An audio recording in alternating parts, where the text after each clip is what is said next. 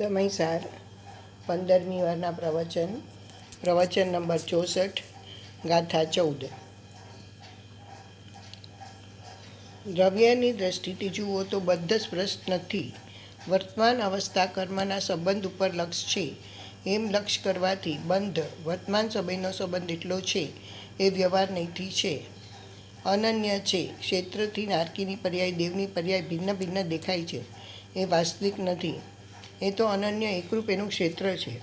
આત્મા અસંખ્ય પ્રદેશ એકરૂપ ક્ષેત્ર છે, એની અન્ય અન્ય ગતિની દશા સમય સમયની દેખાય છે, એ વાસ્તવિક ત્રિકાળી નથી, એક સમયની છે પણ એ છૂટી શકે છે। નિયત પર્યાયમાં હિનાધિકતા અવસ્થામાં હિનાધિકતા દેખાય છે, પણ એ કાયમી વસ્તુ નથી, એનાથી રહિત નિયત એકરૂપે કાળ એકરૂપે ત્રિકાળ છે એવા આત્માને જોવો, એનું નામ સમ્યક શ્રદ્ધા અને સમ્યક જોયું એમ કહેવામાં આવે છે। અવિશેષ એમાં ગુણભેદ પર્યાયના લક્ષે વર્તમાન ભેદના લક્ષે જુઓ તો જ્ઞાન દર્શન આનંદ એવા ભેદ છે।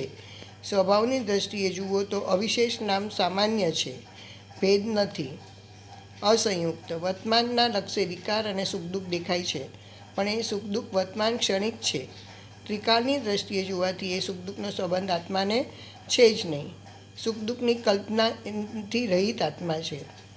જે અનુભૂતિ એકરૂપ દ્રવ્યથી સંબંધ નહીં, ક્ષેત્રથી અન્ય નહીં, કાળથી પર્યાયની વૃદ્ધિ આની નહીં, ભાવથી ગુણભેદ નહીં અને રાગ સુખ દુઃખની કલ્પનાનો સંબંધ નહીં, એવા આત્માને જોવાથી આત્માની અનુભૂતિ તે શુદ્ધ નહીં છે।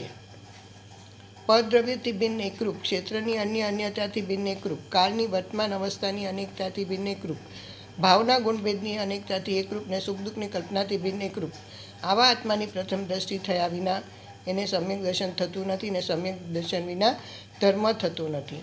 આ રીતે એક આત્મા જ એક જ પ્રકાશમાન છે। આ બદ્ધ સ્પર્શાદી જે ભાવ છે તે અભૂતાર છે, કાયમ ટકવાવાળી ચીજ નથી, એ અનુભૂતિ તેથી થઈ શકે છે।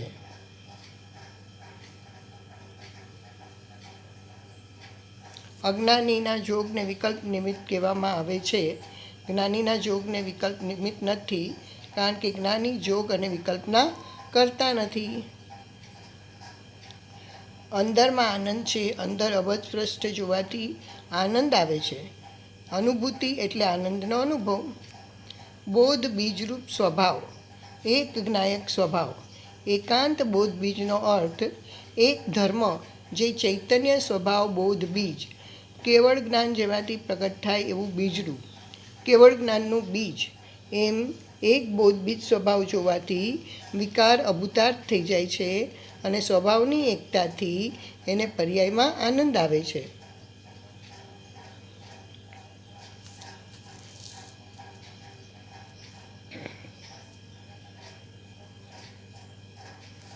ઉપજે મોહ વિકલ્પથી સમસ્ત આ સંસાર, અંતર્મુખ અવલોકતા વિલય થતા નહીં વાર।